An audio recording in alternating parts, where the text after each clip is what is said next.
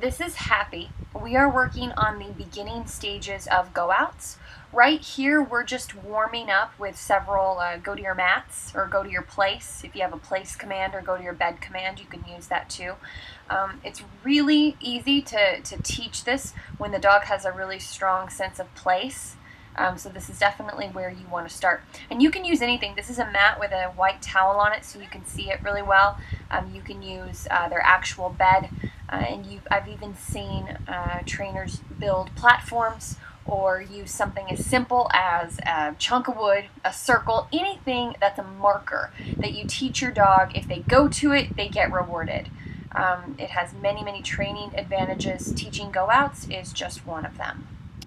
If you need to, here is a link that shows you how to teach a place command. Happy is new to go-outs. Happy and the trainer are not perfect, so you'll get to see many mistakes that I left in so you can see them and learn from them. Now, with every dog, you have to adjust to the personality, so it doesn't matter how good you are, you will always be tweaking and adjusting to your dog's needs. To start, I have her wait while I place a treat on the mat. She sees this, and I have her on leash and close to the mat at first. I give her the command, go out, and then I step forward and point to make it really obvious.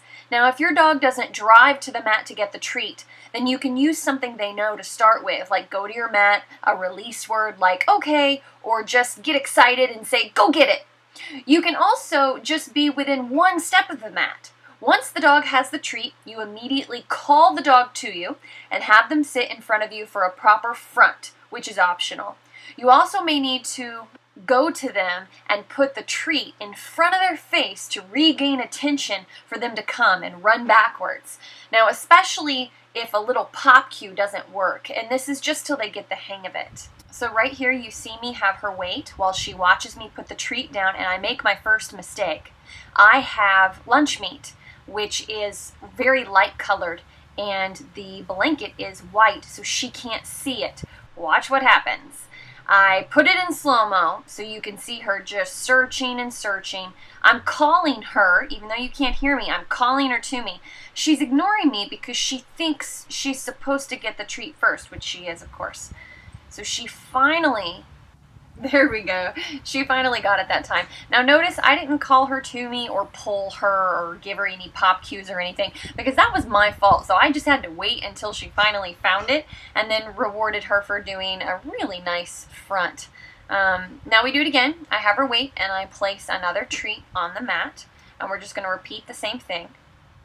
And notice how close we are starting off to the mat. And I want to have her unleash so I can do a really good proper come. I call her back to me.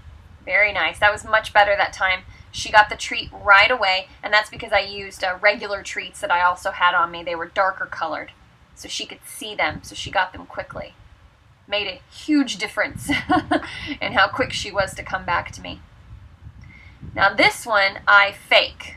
You see me put it back in my pouch?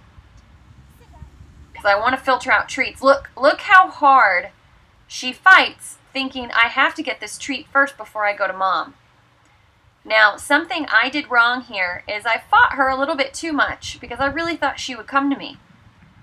And I didn't go to her quick enough. And I'll show that again right here. You're going to see it again. So I fake her out. It's not a real treat.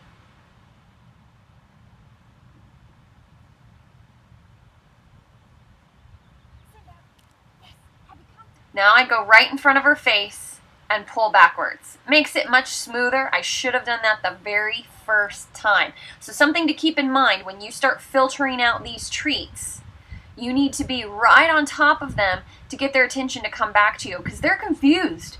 There's always a treat there. So some of the dogs may not give that up very easily, and Happy is so food driven. She's one of those dogs. So I try here. I try here not to have to lure her so much, but she still fought me a bit. And you'll see her progress. So just to be clear, place treat while dog waits, return to dog and wait a beat before releasing dog to get the treat, point step forward with the leg closest to the dog and say the command, walk with dog a bit if necessary. As soon as dog gets treat, give a verbal yes and dog come, sit, and then give treat. Practice off-leash at greater distances as well. This is a great exercise for these dogs. Try to get to the point where you don't even have to always go and set the mat or pretend to set the mat, where you can just send the dog out and then call him back to you. Now, watch my body language. I am so much quicker to make the decision to move back rather than go to her, that she listens to me right away. It's all about communication. If I know what decision I'm going to make, I'm going to go to the dog and lure her with a treat, or I'm just going to run backwards and say, happy come, yes. You make that decision, they pick up on that and they will listen to you so much faster. The crisper and sharper you are, the better. On that one, you can see that she's getting it now. She didn't fight me on that one really at all. And she's really too far along to keep going to her and luring with treats, but you can definitely keep doing that if you're struggling. That was very good. But you got to mix it up. We've done several without food, and when you start filtering out food, you have to mix it up. Do a few with, a few without, every other. That's the very first step. Before we move on to the next phase, a friend can be a great help if you don't have a good wait with your dog. While you're working on your dog's impulses, you can have a person set the treat on the mat while you wait with the dog. The human points out the treat, but their body language is facing away from the dog and is very boring. Otherwise, your dog will just want to say hi to the person next to the treat. Now, this also makes the trainer have to be faster at calling the dog back to them, so the dog isn't distracted by the human. You have to get right on top of the dog, treat in front of the nose, run backwards as you're calling them to you. Now, then the human can also fake putting a treat down after a few sessions of working consistently with the treats. As soon as you get your weight down and they're driving to the mat really nicely, you do want to get rid of your human helper as soon as possible so the dog doesn't come to rely on them. I have found that using a human helper works best with puppies under 2 years old. They tend to need a little bit more structure, a little bit more guidance than the older dogs when they learn this, because they get scatterbrained easily. So definitely, if you're working with a puppy, try to get a helper when you first start. So now that we have created the intense drive to the mat, we're adding structure. So even if your dog is off leash, flying to the mat and coming to you, we go back to the leash at a short distance. Now I am going with Happy to the mat. And then I immediately make her sit or lay down and wait. And then call her to me. So I have her sit. If I can put a piece of food on the mat if I want, but instead I send her out. And look how close I am to her. I mean, I'm right on top of her, so she knows not to get off the mat. And then I make her wait, and then I call her to me. She was doing a very bad front here, so I was trying to reset her. We're going to do it again. Now I'm not placing a treat on the mat here. I'm just sending her out since her drive is really good.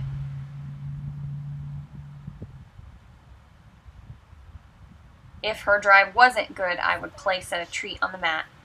Now look, I'm right in front of her nose because she needs to understand that this is different. And then I'm stepping back and calling her to me.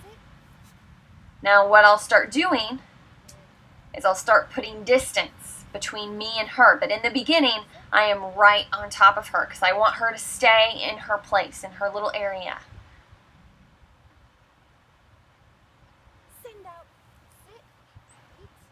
See, I'm even squatting over. That in itself is a step that needs to be taken out.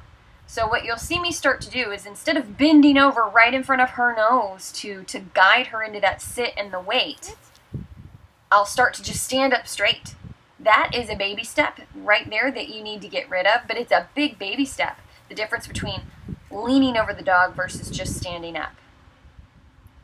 So now we're going to do it from a longer distance, so I'm not out of frame. Now watch, she's not ready for it.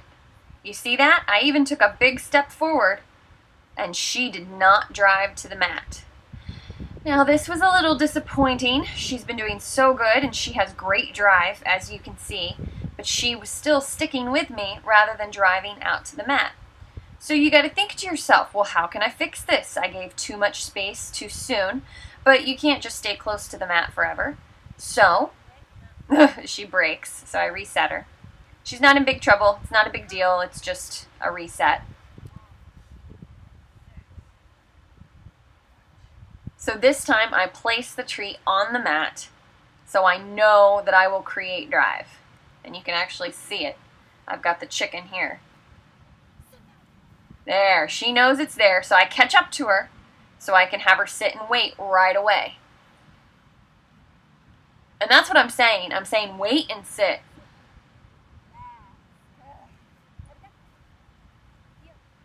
Very nice. So we're going to do it again. I don't want her to mess up again, so I want to keep that drive that she learned in those beginning stages. So I just put the treat back. Very nice.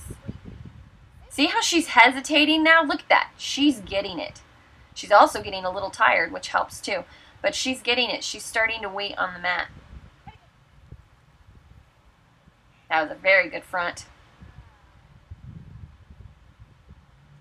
Now, I only have her on a leash just so I can catch her, you know, if she messes up. But with little dogs, they can really get tangled up, so I just take it off of her. This time I faked the treat, and I'm doing it from halfway so I know she won't screw up again. Nice. That was beautiful. And see, I have trouble getting her attention, but she lays down anyway. I reset her in a sit, because that's what I asked. I'm picky sometimes. And we did a finish. You don't have to do that every time. If you don't know how to do it, you don't need to do it at all. That was just to work a little bit extra. Now look at that. I didn't go to the mat at all that time. Did you see that? As soon as she finished, I sent her back out and she did it. Wasn't quite at as much distance as before, but she still did it. Now this time I took her really far out of frame. It was really just a test to see how she would do. And I place a treat on the mat. And I really want her to succeed. She's really far away. And I want her to succeed. So I don't go all the way back to her. Instead, I cut the distance in half. Now, she jumps me here. She heads towards the mat before I cue her. Now, that's not a good thing. However, because of what we're working on, drive, control, etc., you know, it's okay. I'll deal with it. This is her very first time, you know, doing it from such a great distance. I'll definitely take it, but try to make sure that it doesn't happen again. And I can do that by keeping a better eye on her. Now I do another send out right away, and it was very nice. So I take a couple steps towards her and have her wait. But notice how I'm not having to be right on top of her anymore. Honestly, I probably could have been even further away from her, and she would have done it just fine. So this is the beginning. Eventually, you'll filter out going towards the dog completely, and you'll filter out having to tell them to wait. You'll just tell them to sit and then call them to you. And then you'll filter out taking out the mat, which is definitely the most difficult part, I won't lie. I still will sometimes bring out the mat with dogs that know this already, just to kind of sharpen them up a bit, because they will get kind of fuzzy on it. Okay, so those are the first 2 steps in teaching a dog how to go out. I will continue working on this with the little girl and have the other steps for you soon as she progresses.